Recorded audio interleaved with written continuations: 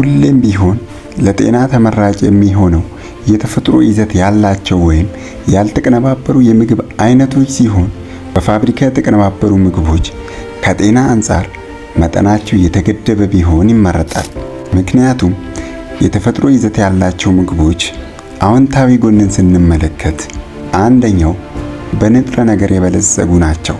እንደ አትክልት፣ ፍራፍሬ፣ ጥራጥሬ፣ እህል እና ስጋ ያሉ ያልተቀነባበሩ ምግቦች ሰውነታችን ዕለታዊ እንቅስቃሴውን ለማካሄድ የሚያስፈልጉትን ቫይታሚኖች፣ ሚነራሎች እና ፋይበር በተፈጥሮ ይይዘዋል።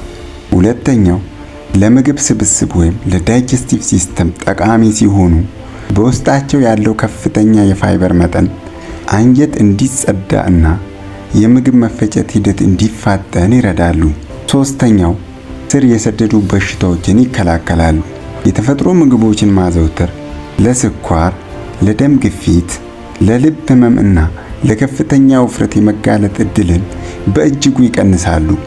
በአንጻሩ የፋብሪካ ምግቦችን አሉታዊ ጎን ስንመለከት አንደኛው ጎጂ አርቲፊሻል ግብአቶችን ይጠቀማሉ።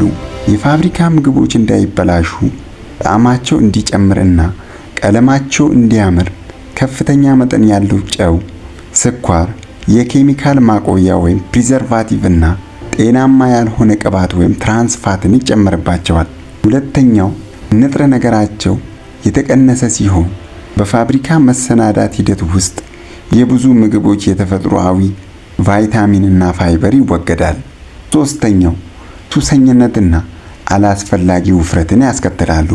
የፋብሪካ ምግቦች በፍጥነት የሚፈጩ በመሆናቸው በቶሎ የመራብ እና የመደጋገም ፍላጎትን ይፈጥራሉ። ይህ ለተጨማሪ ውፍረት ይዳርገናል። ውድ ቻናሌ ቤተሰቦች ለጤናችን ዘውትር የምንሳሳና የምንጠነቀቅ ከሆነ በተቻለ መጠን የፋብሪካ ምግቦችን መጠን መቀነስ ይኖርብናል። በአንጻሩ የተፈጥሮ ሂደታቸውን ጠብቀው የሚሰሩ የምግብ አይነቶችን ለምሳሌ ከአትክልትና ፍራፍሬ፣ ከጥራጥሬ እህሎች እንዲሁም ሌሎችም በርካታ በተፈጥሮ ሂደት የሚሰሩ የምግብ አይነቶችን ብንመገብ የተሻለ ጤናማና ረጅም ጊዜ መቆየት የምንችልበት ሂደት መፍጠር እንችላለን። አሁን በርካታ ሰዎች የኢንዱስትሪ ውጤት የሆኑ የምግብ አይነቶችን ያዘወትራሉ። ነገር ግን በአንጻሩ ስንመለከት የተለያዩ የበሽታ አይነቶች በፊት ያልነበሩ በአሁኑ ጊዜ እጅግ በጣም የበዙ የተለያዩ የበሽታ አይነቶችን እናስተውላለን። ለምሳሌ የስኳር በሽታ በልጅነት መከሰት፣ የደም ግፊት፣ የስትሮክ፣ የኮሌስትሮል ክምችትን እናስተውላለን። እንዲሁም በርካታ የበሽታ አይነቶች ይስተዋላሉ። ለዚህ ሁሉ መንስኤ ሊሆን የሚችለው ምናልባትም የአመጋገብ ሁኔታችን ይበልጥ ከፋብሪካ ምግቦች ጋር የተያያዘ በመሆኑ ሊሆን ይችላል።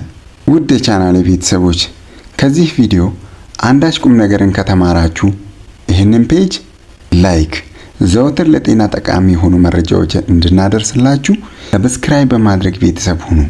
ከልብ እናመሰግናለን። በጤና ቆዩልን።